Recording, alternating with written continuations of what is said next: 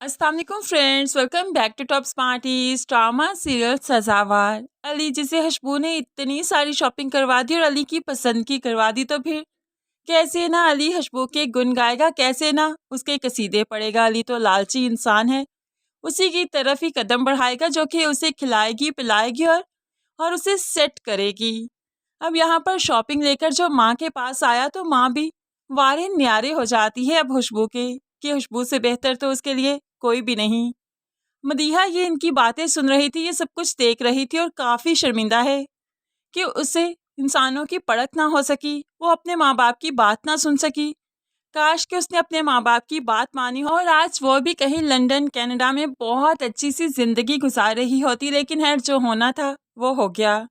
अब यहाँ पर मदीहा अपनी किस्मत को रो रही थी कि रक्षी बेगम को तो ये रोता धोता चेहरा नहीं चाहिए, उसे चाहिए तो सिर्फ काम चाहिए और सारे घर के काम मदीहा ही करती है। फिर भी मदीहा को पौहर ही कहा जाता है। अब यहाँ पर मदीहा जो कि अपनी किस्मत पर आंसू बहा रही थी तो रक्षी बेगम आकर उसे चोटी से पकड़ लेती है। बीबी यहाँ पर रहना है ना तो हमारे काम करने होंगे, ये तुम्हारे आंसू शांसू नहीं देखने हमने।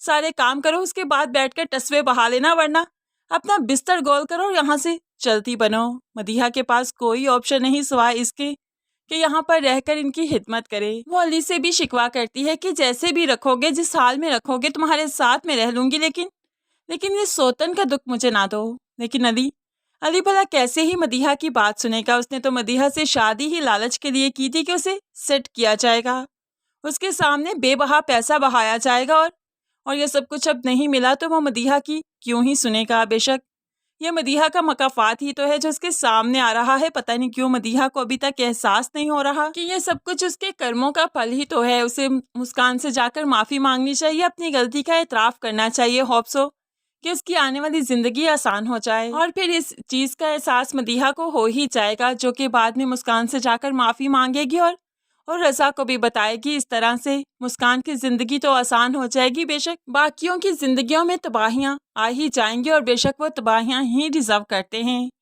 यहाँ पर जावियार जो कि मुस्कान को मिलाकर घर ले आया और अब भी लैला बेगम मुस्कान को कबूल करने को तैयार नहीं। वो तो अपने बेटे से साफ साफ कह देती है, जब से ये लड़की इस घर में आई है ना, एक भी दिन सुकून का नहीं देखा हमने, और तुम इस बोझ को फिर से उठा लाए, जिसका किसी और के साथ चक्कर है, जिसका करेक्टर ही ठीक नहीं।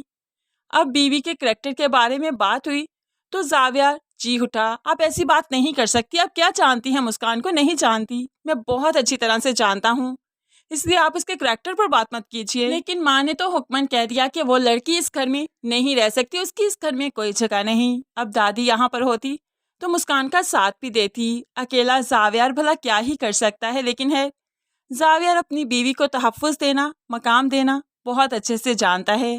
रोते धोते भी वो अपनी बीवी का मकाम तो नहीं खोने देगा। मुस्कान इसी घर में रहेगी, बेशक उसे इज्जत मिले या ना मिले। जावियार उस पर यकीन करता है, उसके लिए यही चीज़ फ़िलहाल बहुत है और आगे चलकर कुदरत भी उसका साथ देने वाली है। फ़िलहाल तो सुंबुल, जिसे समझ ही नहीं आ रही कि उसने कितनी बड़ी गलती की। अगर जावियार ऐसे में मुस्कान को छोड़ भी देता तो रज़ा अपना लेता, यानी कि मुस्कान का तो कुछ नहीं बिगड़ाना, बिगड़ेगा, बर्बाद होगी, तबाह होगी तो सुंबुल बर्बाद होगी।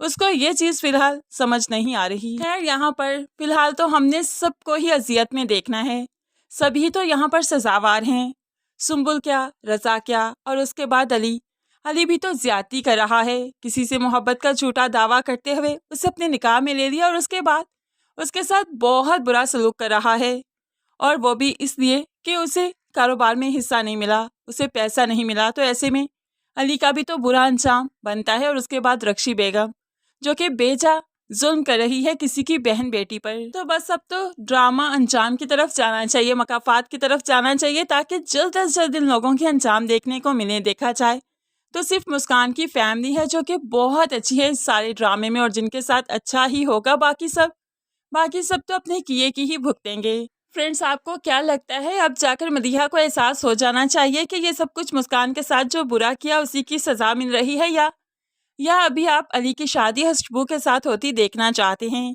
क्या कहते हैं आप इस बारे में? ज़रूर कमेंट्स में अपनी कीमती राय का इजहार कीजिएगा। वीडियो अच्छी लगी लाइक और शेयर ज़रूर कीजिएगा। मज़ीद वीडियोस के लिए चैनल को सब्सक्राइब कर लीजिए, साथ ही बेल नोटिफिकेशन ज़रूर प्रेस कर दीजिए ताकि आने वाली हर वीडियो बहुत आसानी से देख सकें।